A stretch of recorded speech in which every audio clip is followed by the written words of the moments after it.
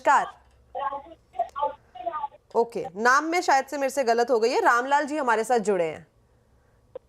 मैं सिलीगुड़ी से बोल रहा हूँ। ओके जी, आपका सवाल पूछिए सर। मेरे पास बीपीसीएल है, एनएचपीसी है और बैंक ऑफ बड़ौदा, इसमें क्या करना चाहिए? इस बहुत लॉस लग रहा है, इसमें क्या एवरेज करें या नहीं? किस लेवल पे आपने खरीदारी की है पहले आप वो बता दीजिए प्लीज। वो 300 कुछ रुपए में तो वो आपको भेजा हुआ रेट एक ही भेजा है आपने, बीपीसीएल का भेजा है 348 का, उसके अलावा सब में जो लॉस आपने है, शेयर्स खरीदे। सब में लॉस है।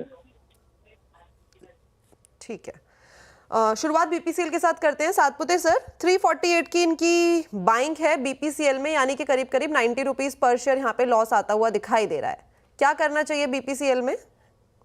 देखिए, बीपीसीएल का अगर आप स्ट्रक्चर देखें तो जो करेक्शन शुरू हुआ था वो 380 से शुरू हुआ और ये 240 तक गिरा।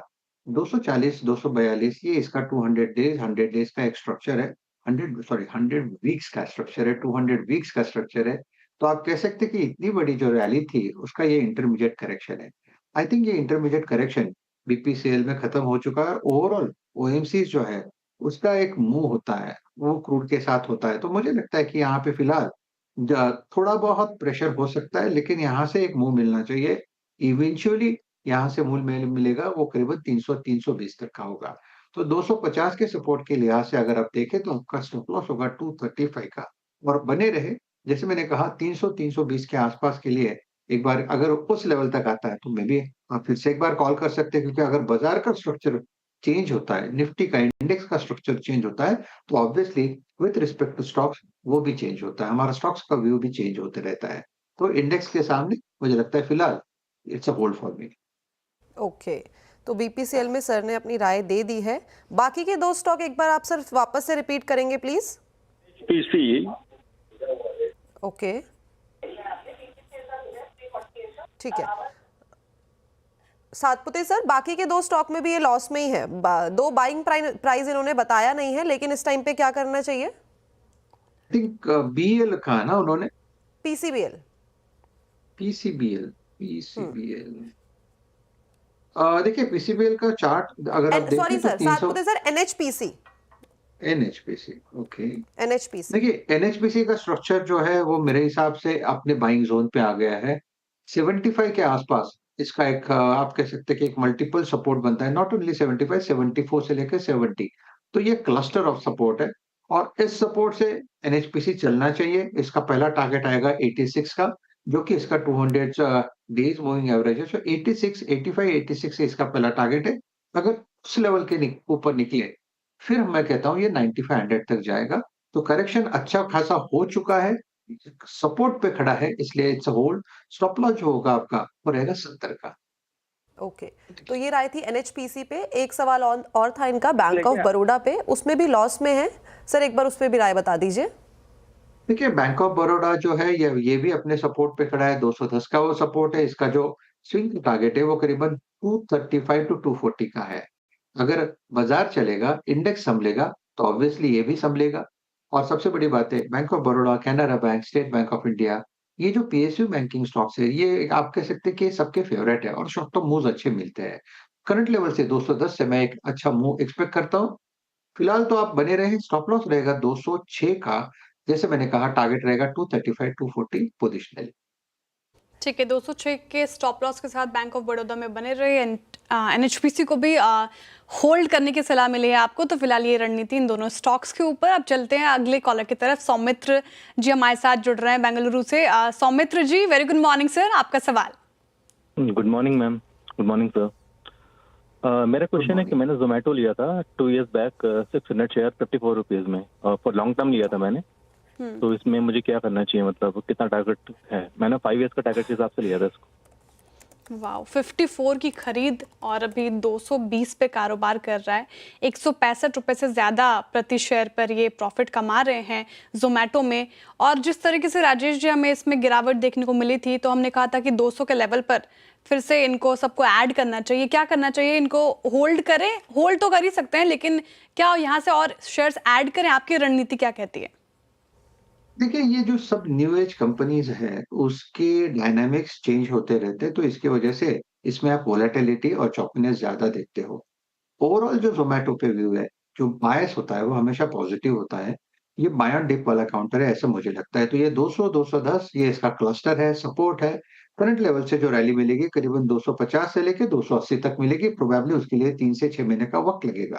तो अब मैं तो यही कहूँगा जब तक ये 200 के ऊपर मेंटेन करता है तब तक बायस पॉजिटिव रहेगा। आप आपकी जो लॉन्ग पोज़ीशन उसमें बने रहें। आपकी जो बाइंग है वो भी लोअर साइड की है। तो वैसे कोई दिक्कत वाली बात तो मुझे लगती नहीं है।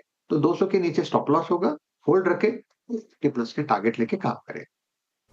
ओके, तो ये थी राय जोमैटो अक्का इटर्नल नाम हो गया है चेंज। जोमैटो को अब बोलते हैं इटर्नल। आगे बढ़ा जाए और जो हमारे दूसरे दर्शक हैं उनके साथ जुड़ा जाए। उत्तर प्रदेश से रोहित जी हमारे साथ जुड़े हैं। रोहित जी नमस्कार।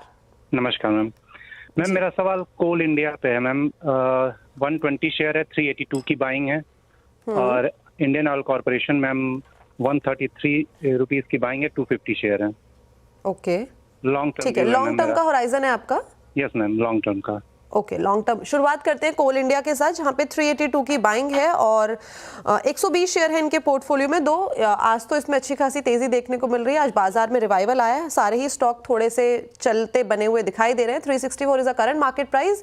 लेकिन अगर इसके नतीजों की बात करी जाए तो नतीजे इतने ल्यूक्रेटिव Q3 में दिखाई नहीं दिए कंपनी के चारों ही फ्रंट्स में, whether it's EBITDA, operating numbers या तो नेट प्रॉफिट या तो कंपनी का रेवेन्यू, ये गिरता हुआ नजर आया। जो प्रोडक्शन का नंबर भी आया था दिसंबर का, जनवरी का, उसमें भी एक गिरावट देखने को मिली है। सातपुते सर, आगे की ट्रेजेक्टरी कोल इंडिया की किस तरीके की दिखाई दे रही है टेक्निकल चार्ट्स पर? देखिए कोल में जो करेक्शन शुरू हुआ था वो करीबन आप कह सकते हैं कि 550-600 के लेवल से शुरू हुआ था। बी वेरी प्रिसाइज, एक मिनट, मैंने जो लेवल बताया था लेट मी चेक, या 541, तो 550 पकड़ो। तो 550 से करेक्शन शुरू हुआ था, वो करीबन 350 तक का करेक्शन है। तो एक इंटरमीडिएट करेक्शन कोल में खत्म है। हालाँकि ये जो 10-15 रुपए की वोलेटिलिटी यहाँ पे लोगों को पेन लगेगा, लेकिन मेरे हिसाब से this is a time to accumulate coal, क्योंकि ये अपने इम्पोर्टेंट लेवल पे खड़ा है और वो लेवल है 350 का। तो 350 के ऊपर कोल में बाय बनेगा। हालाँकि उन्होंने जो एंट्री किया था 382 का, दैट वाज़ अ ब्रेकआउट जो कि फेल हुआ और इसी वजह से वो पेन लग रहा है। तो ब्रेकआउट फेल हुआ लेकिन फिर भी स्ट्रक्चर में कोई डेंट नहीं है। 350 के नीचे स्टॉप लॉस होगा। इसका पहला रेजिस्टेंस आएगा 388 का, वो सरपास होता है तो 425, 440 तक का मूव मिलना चाहिए। तो काउंटर अच्छा है, it's a hold for me. Okay, Coal India में होल्ड की सलाह है। सर एक बार ऑयल इंडिया का चार्ट भी देख लीजिए। दो काफी लोअर लेवल से इन्होंने होल्डिंग बनाई हुई है अपनी ऑयल इंडिया में। 133 रुपए की खरीद है, 250 शेयर्स है इनके पोर्टफोलियो में। लेकिन अगेन अगर हम फंडामेंटल चेक देखें यानी कि नतीजों की बात करें डायरेक्टली, तो Q3 में यहाँ पे भी नतीजे हमें थोड़े से ड्रैग डाउन होते हुए दिखाई दिए हैं। चारों ही फ्रंट में जो मेजर फ्रंट्स है, नेट प्रॉफिट, रेवेन्यू, एबिटा और मार्जिन, यहाँ पे एक गिरावट हमें देखने को मिली है। अब क्या करना चाहिए सर? आई थिंक जैसे कोल का पैटर्न है, जैसे ओएनजीसी का पैटर्न है, जैसे ये जो नवरत्न कंपनीज है, इनके जो पैटर्न है ये सब ऑलमोस्ट सेम है। इसमें जो करेक्शंस है वो इंटरमीडिएट करेक्शन मेरे हिसाब से खत्म हो चुका है। अगर ऑयल इंडिया इन पर्टिकुलरली बात करें तो 400 का सपोर्ट है, 400-410 में ये एक्यूमुलेशन हो रहा है। यहाँ से रैली मिलेगी करीबन 470 तक। 470 क्या है? इसका 200 डीएमआ है। तो ये फिलहाल ये कंप्लीटली आप कह सकते हैं ओवरसोल्ड, ओवरस्ट्रेच है। तो करंट लेवल से अगर रैली मिलती है तो 460, 470 का पहला टारगेट होगा। तो 400 के नीचे इसका बाय बनता है तो आपके, मैं ये कहूंगा कि आपकी पोजीशन है लोअर लेवल की बाइंग है तो आप होल्ड रखें। 385 का स्टॉप लॉस होगा। ठीक है।